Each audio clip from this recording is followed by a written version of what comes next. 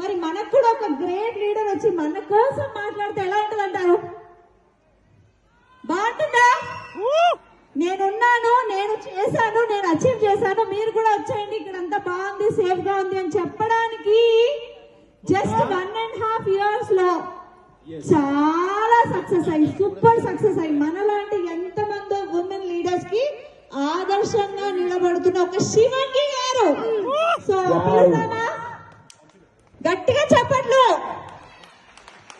So ఒక్కసారి claps గట్టిగా కొడితే శివంగిని పిలుద్దాం. So with all your support, we would like to invite Mrs. Singireddy Jyoti garu. లేకపోతే సమాజంలో ఈ లోపల ఈ ప్రపంచానికి తెలియకుండా